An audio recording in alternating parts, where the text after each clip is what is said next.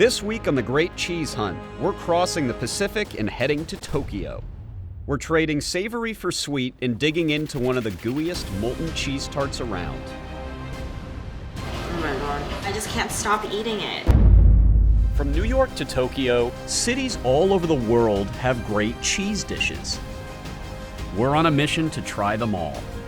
This is the Great Cheese Hunt.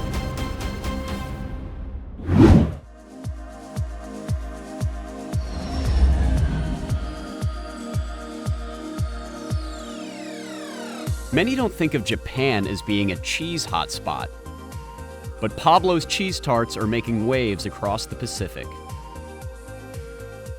So we're here in Harajuku in Tokyo to try out the famous cheese tarts at Pablo. These cheese tarts are known to be ooey and gooey when you break them open, and I can't wait to see it for myself. Pablo originated in Osaka, Japan. It was named after artist Pablo Picasso, and his style translates over to their pastries. We wanted to reflect his creativeness in terms of making something different from other places. His imagination is amazing. Our cheese tarts are a Japanese version of it. From train station stands to sit-down cafes, the franchise now has 36 locations in Japan, Korea, and Southeast Asia. And they're cranking out a whole lot of tarts. We sell around 55,000 cheese tarts in total per day across Japan. Customers can choose between rare or medium. The rare version is a little on the runny side, while the medium ones are firmer but still soft and rich with flavor. So normally when I think of cheese, I think of it as being salty and savory. So I'm really excited to see how this cheese tart incorporates cheese but in a really decadent and sweet way.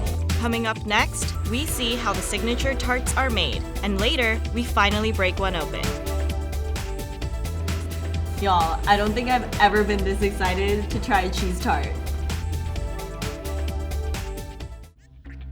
Cream cheese is the key ingredient. To dive into the dish a little more, we talked to our resident cheese expert, Adam Gaddu, an associate director at Murray's Cheese NYC.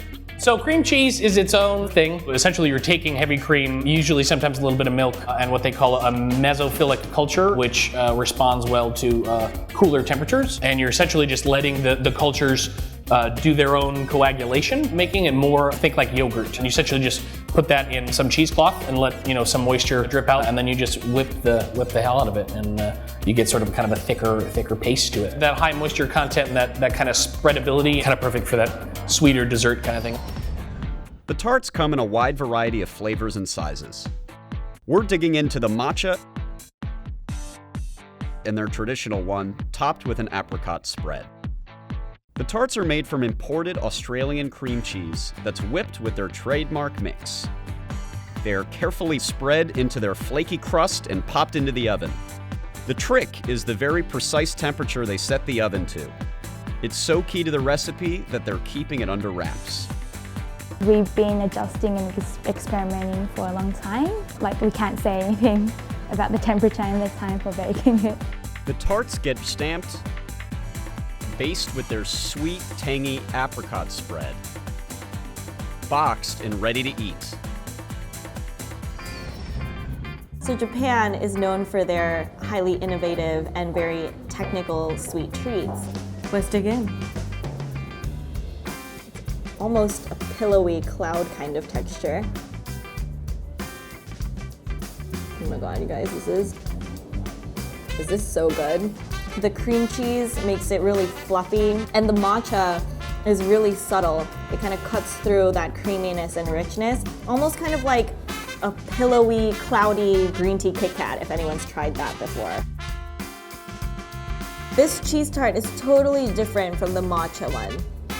It's a little bit fluffier. You can taste the cream cheese a little bit. And the apricot jam doesn't overpower the cheese. It almost acts as a complementary thing. It's slightly acidic, it's sweet, and I don't know, I just can't stop eating it.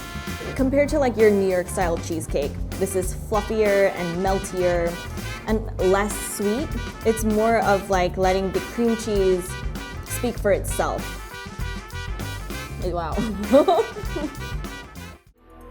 My time in Tokyo was incredible.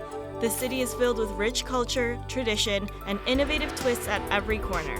Now, we're headed back to the States for another cheese-filled adventure.